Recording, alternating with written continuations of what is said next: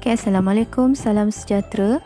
Berjumpa lagi kita dalam video kali ini untuk sesi Jun 2016. Jadi soalan yang diberi sama macam soalan dalam video sebelum ni, iaitu berbentuk grup data. Jadi soalan yang pertama dia minta kita cari mean. So formula untuk mean for group data is summation of fx divided by summation of f. Jadi macam dalam video sebelum ni, kita dapatkan dulu total f, okey, dan total f dia dah bagi 120, so mudahlah. Jadi kita perlu dapatkan x. So x adalah midpoint. So untuk first row kita ada 1 hingga 4. Jadi kita dapatkan midpoint dia 1 tambah 4 bahagi 2 dapat 2.5. Okey, untuk kelas yang seterusnya 5 tambah 8 bahagi 2 dapat 6.5. Okey, dan untuk row yang seterusnya kita boleh lengkapkan lah. Seterusnya kita boleh dapatkan nilai fx. Okey, so untuk first row kita ada 16 darab 2.5 40, and then 20 darab 6.5 130, 28 darab 10.5 294, dan macam biasa kita lengkapkanlah kolom row yang di bawah sampai habis. Okey, sekarang kita boleh tengok balik formula kita nak summation of fx. So kita dapatkan jumlah bagi fx kita. Okey, kita kira kita dapat jumlah fx kita adalah 1488. So kita dah ada summation of fx dan summation of f. Kita boleh substitute balik dalam formula of mean. So kita ada 1488 bahagi 120. So 1488 bahagi 120, kita kira dapat jawapan dia 12.4. Jadi ini adalah mean untuk data kita lah, grup data. Okey, seterusnya soalan minta kita dapatkan mode. Okey, so formula untuk mode bagi grup data adalah lower boundary plus D1 over D1 plus D2 times C. Okay, jadi kita nak tengok mode class, kita akan tengok pada bahagian frekuensi. So mode adalah the highest frequency. Jadi tengok pada bahagian frekuensi yang mana paling tinggi. Jadi 28. So kelas mode kita berada di antara 9 hingga 12. Okey, so saya highlightkan untuk kelas mode kita. Okey, 9 hingga 12. Okey. So saya tulis dulu kelas 9 hingga 12.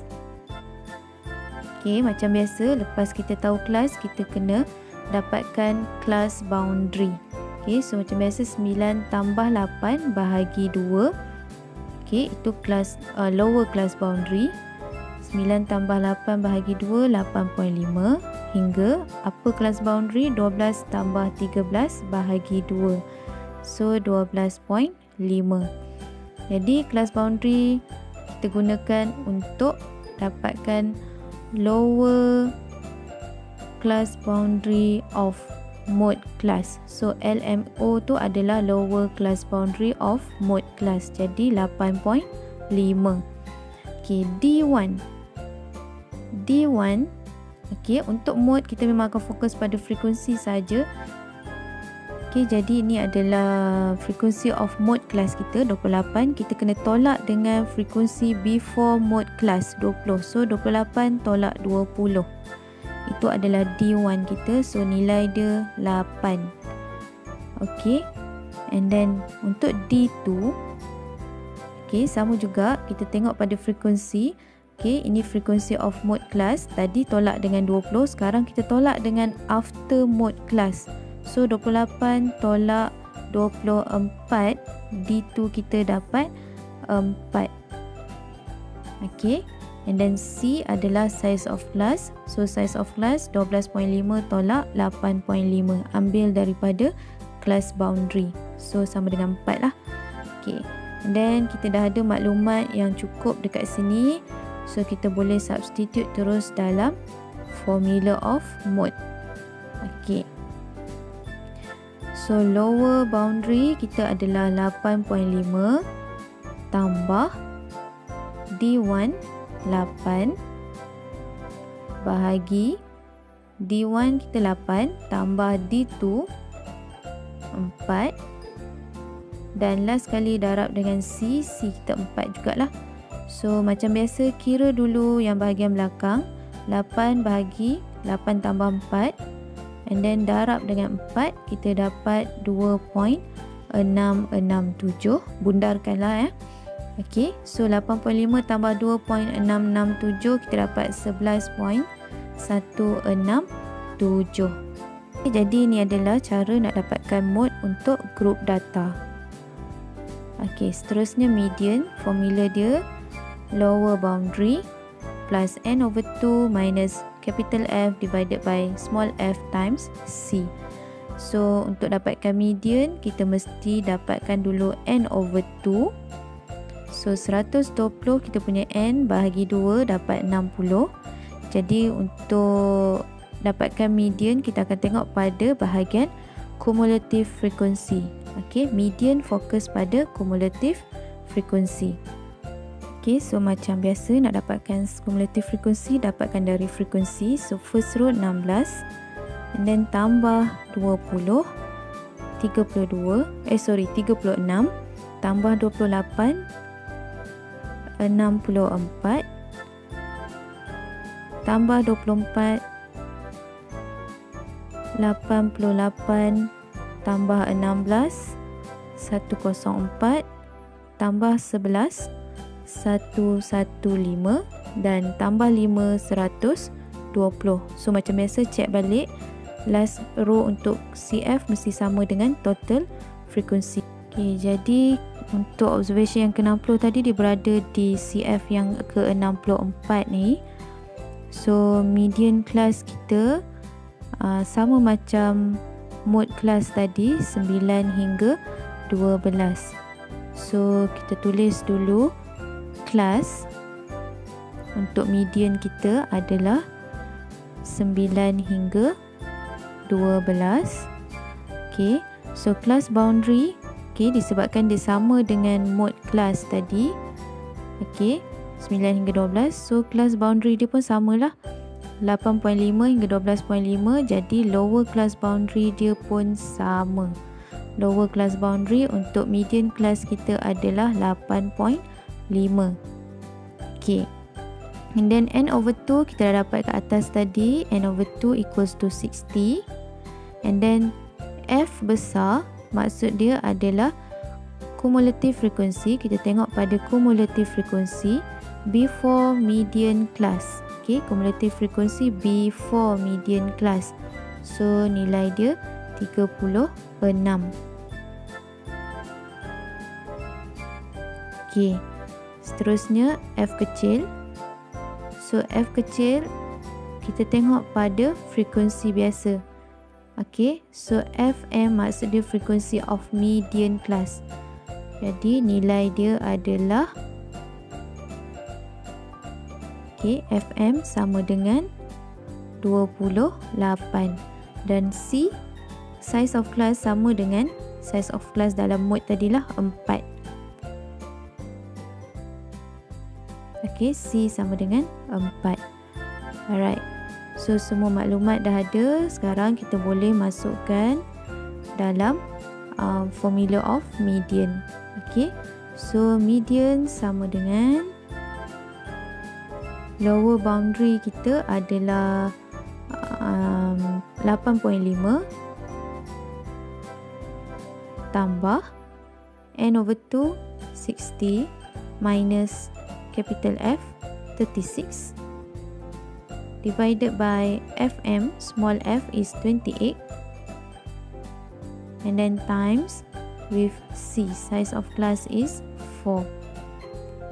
Okay, so macam biasa 8.5 tulis dulu, kita kira dulu nilai yang di belakang ni. So 60 tolak 36 bahagi 28, and then darab dengan 4, kita dapat jawapan dia 3.429. Okay, dan tambahkan dua-dua nombor ni, kita dapat 11.929. Jadi ni adalah cara nak dapatkan median untuk grup data. Okay. Soalan seterusnya, variance. So variance, summation of x minus x bar square darab f bahagi summation of f. So kena tambah satu lagi kolom untuk x minus x bar square darab f. Okay, jadi macam dalam video sebelum ni, kita boleh guna calculator. So mula-mula masukkan formula dulu, kita ada bracket x.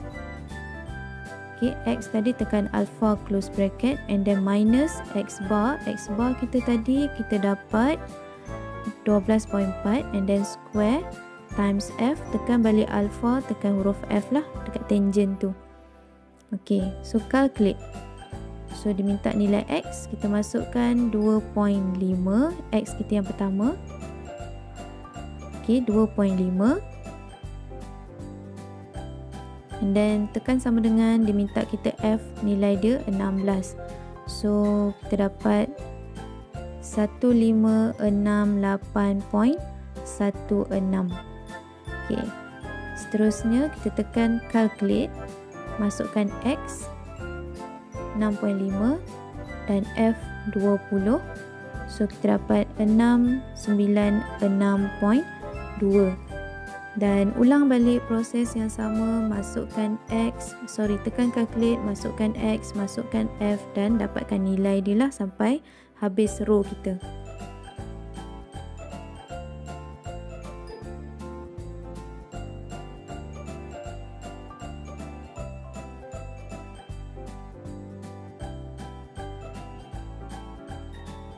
Okay, lepas dah habis lengkapkan kolom x minus x bar square f ni, so kita boleh dapatkan total dia lah. Okay, so total untuk x minus x bar square f adalah 582.8. Okay, 582.8. Okay, so kita dah dapat summation untuk x minus x bar square f. Kita boleh masukkan balik dalam formula of variance. Okay, so 582.8 okay, bahagi summation of f kita adalah 120. So kita dapat jawapan untuk variance adalah 43.19. Okay, seterusnya dia minta kita dapatkan standard deviation. Okay, soalan seterusnya minta standard deviation. Okay, so formula untuk standard deviation, variance, square root of variance. So kita kira punca kuasa 43.19. Kita dapat jawapan dia sama dengan